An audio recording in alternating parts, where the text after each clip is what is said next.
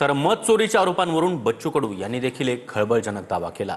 मतदार यादीमधील 10,000 मतं वगळण्याची ऑफर आपल्याला देण्यात आली होती, असा दावा बच्चू कडू यांनी केला। मत न देणाऱ्या मतदारांना यादीतून वगळण्याची ऑफर होती, असं देखील कडू यांनी म्हटलंय। सरकारमधीलच काही लोकांनी आपल्याला ही ऑफर दिल्याचा दावा बच्चू कडूंचा आहे।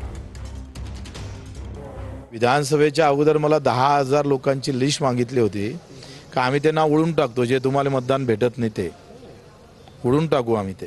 मी आता जाहीर व्यवस्थित सगळे माझ्याजवळ पुरावे असन तर मी ते जाहीर करून सगळं माहिती देईन तुम्हाला, मीडियासमोरच येईन। आणि तेव्हाचे संभाषण रेकॉर्ड आम्ही जे नावं दिले होते काय ते, त्यांनी असं म्हटलं होतं का बा आपले लोक कसे निवडून आणायचे, तर जे तुम्हाला न भेटणारं मतदान आहे ते लिस्ट काढा, ते 10,000 कमी करून दुसरे 10,000 घालू। हा पुरावा देऊ तुम्हाला आला वेळ तर। अशी ऑफर होती तुम्हाला थेट? हा, कोण दिली होती ऑफर? पुरावे भेटते सांगतो मी सगळं, येऊ द्या हाती। म्हणजे सरकारमधले लोक होते का कोणी त्रयस्थ पार्टी होती? सरकारमधलेच कमी करू शकते का नाही भाऊ? आपल्यात काय ताकद आहे? तुमच्यातही ताकद नाही, तुमच्या वरच्या लोकांकडे आहे, तुमच्यात नाही आहे। तुम्हाला निगेटिव्ह जाणारी मतं बाद करू आणि तुम्हाला पॉझिटिव्ह असणारी मतं यादीत घेऊ अशी ऑफर होती? हा, तुम्ही स्वीकारली नाही?